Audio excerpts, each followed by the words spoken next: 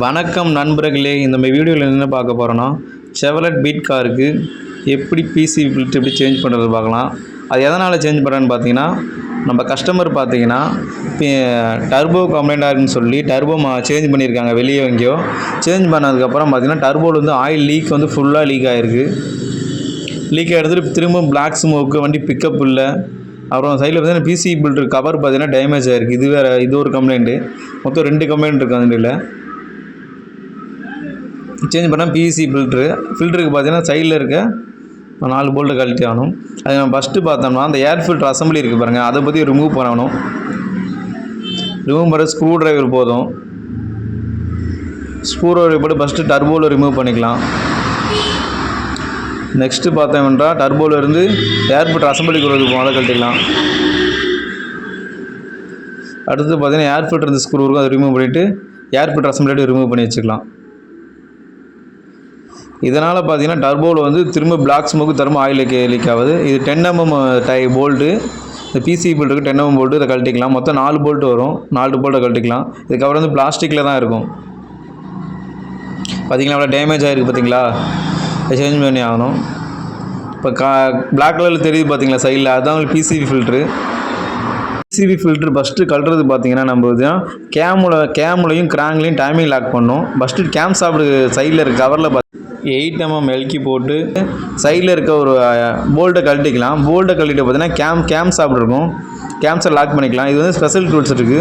Swift காருக்கு use பண்ணுற அதே கேம் சாப்பிட் லாக் தான் இந்த வண்டிக்கு யூஸ் பண்ண போகிறோம். இதுதான் அந்த கேம் சாப்பிட் லாக்கு. கேம் சாப்பிட் ரொட்டேஷன் பண்ணி கரெக்டாக ஒரு ஸ்லாட் இருக்கும், அதில் உட்கார வச்சா கேம் சாப்பிட்டு நம்ம லாக் ஆகிரும். நெக்ஸ்ட்டு பார்த்தீங்கன்னா கேம் சாப்பிட் லாக் பண்ணிட்டேன். நெக்ஸ்ட்டு பார்த்தீங்கன்னா கிராங்க் சாப்பிட் கீழே வந்து லாக் பண்ணியிருக்கலாம். கிராங்க் சாப்பிட் லாக் பண்ணிக்கலாம், அதனால் காட்ட முடியல. பிவிசி ஃபில்டர் லூஸ் பண்ணியாச்சு. 18 mm சைஸ் சாக்கெட்டு, அது போட்டு லூஸ் பண்ணிக்கலாம்.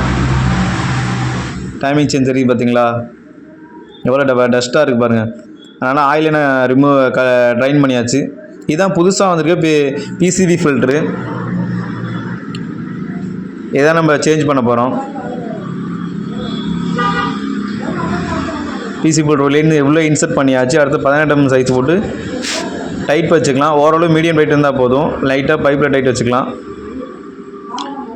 பிசி ஃபில்டர் எனக்கு தெரிஞ்சு ஒரு 30,000 km 20,000 km சேஞ்ச் பண்ணி ஆகணும் கண்டிப்பாக.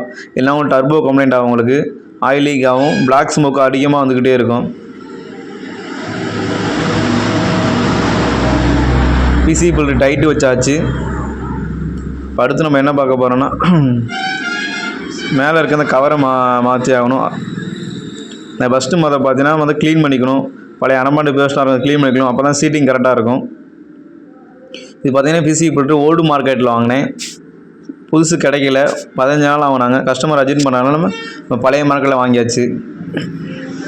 அனமாண்டு பேஸ்ட் லேஸ்ட்டாக அப்ளை பண்ணிவிட்டு 10 mm போல்ட்டு 4 இருக்கும். 4 இது வெயிட் வச்சுட்டு ஓரளவு மீடியம் வெயிட் வச்சா போதும். ஏன்னா பிசி ஃபில்டர் பாடி பிளாஸ்டிக்காக இருக்கும். நெக்ஸ்ட்டு பார்த்தீங்கன்னா ஏர் ஃபில்டர் சேஞ்ச் பண்ணிக்கலாம். ஏர் ஃபில்டர் சேஞ்ச் பண்ணால் தான் வண்டியோட பிக்கப் கரெக்டாக இருக்கும். அதனால் ஏர் ஃபில்டர் சேஞ்ச் பண்ணிக்கலாம். ஏர் ஃபில்டர் சேஞ்ச் பண்ணியாச்சு. அடுத்து நெக்ஸ்ட்டு பார்த்தீங்கன்னா ஆயில் இன்ஜின் ஆயில் டாப்அப் பண்ணிக்கலாம். இன்ஜின் ஆயில் டாப்அப் பண்ணியாச்சு. அடுத்து பார்த்தீங்கன்னா வண்டியை சாவி ஆன் பண்ணிக்கலாம். சாவி ஆன் பண்ணியாச்சு. அப்போ அடுத்து வண்டியை ஸ்டார்ட் பண்ணிக்கலாம். வண்டியை ஸ்டார்ட் பண்ணியாச்சு. இப்போ பேனட் ஓப்பன் பண்ணியாச்சு. இப்போ வண்டியோட சவுண்டை பாருங்கள், வண்டி கரெக்டாக இருக்குது, ஆயில் லீக்கேஜ் இல்லை. நன்றி ஃப்ரெண்ட்ஸ், அடுத்த வீடியோவில் பார்க்கலாம்.